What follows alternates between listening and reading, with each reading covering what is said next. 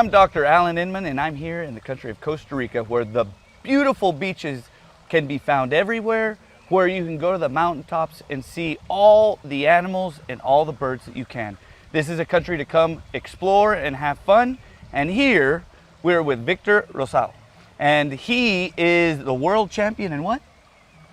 I'm Groom Team USA, part of the team that represented the United States of America at the World Grooming Competition in 2017, and we won gold.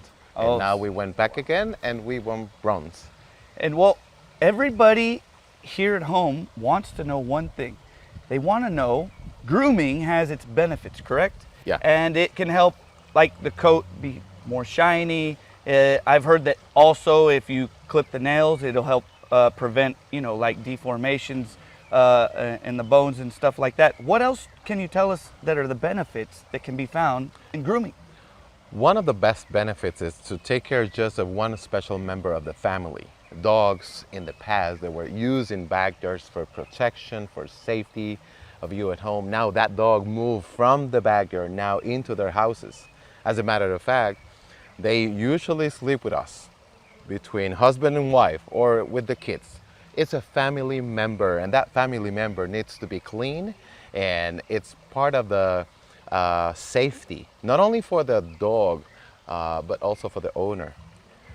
You mentioned the nail clipping. Nail clipping, and instead of me explaining a lot about grooming, that nail clipping is very important because you have people with compromise in their immune system, and so you got to keep those nails in good shape because dog always go and greet you, meet you, and then you can get scratched, and that becomes an issue sometimes. So also diabetic people. For the dog itself, including when they step, you don't want to have long nails. So Correct. It's a deformation of the bone structure of the dog if you don't keep that in consideration. So for many reasons, nail clipping is very important. Grooming, it's part of the daily routine of dogs worldwide. So if we look into context, we can also look at this. And for you at home that don't know, I'm a doctor for humans, and we're just trying to help you guys explore all the options there are around the world, like Costa Rica, Yeah. for the medical tourism side, so you guys get to know that you can bring your pets here with you. And anxiety.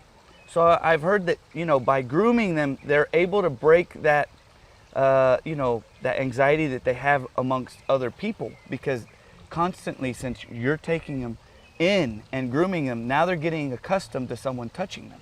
Well, their nature is to be a companion dogs, and the majority of the dogs are usually like 10 to 15 pound dogs. They're lap dogs, they're companion dogs, and they're genetically speaking, they have a disposition to please you, to be with you. When you groom them, you create this bond.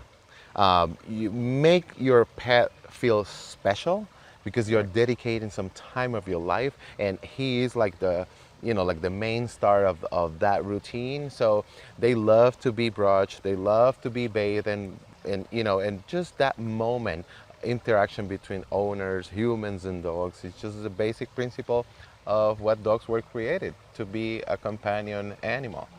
That's excellent. And Victor, I've also heard this, that the ears, they can be infected if you're not grooming them and taking care of them. And then the eyes, where they can have, all the hairs or fur, because I'm not a veterinarian, will fall into place and cause more of a, maybe an infection.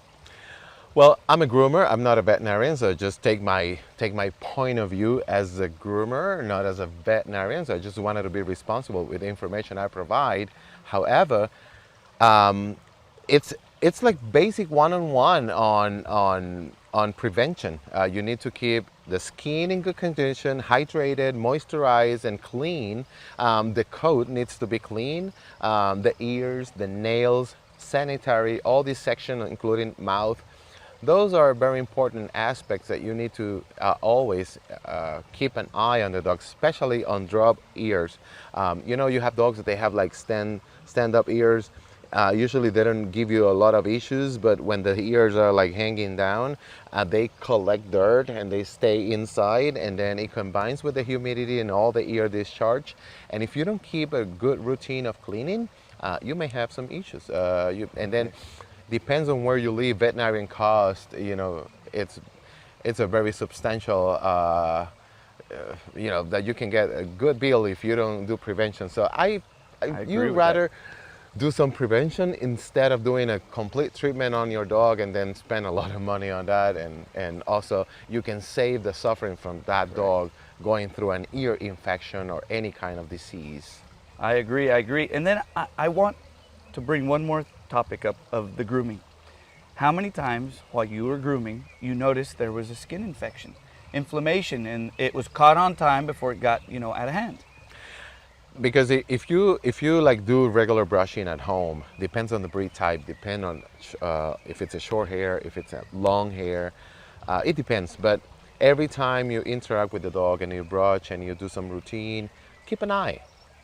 Keep an eye. You can sit your dog in your lab and watch some TV and brush the dog, but keep an eye where you're brushing, because you part the hair so you can see. If you see something, when you see the dog, the eyes, the gums, you open the lips and you see the gums. If they're not pink, if they're not in good condition, you can tell. It's like when somebody have some kind of, if sick or something, you can tell.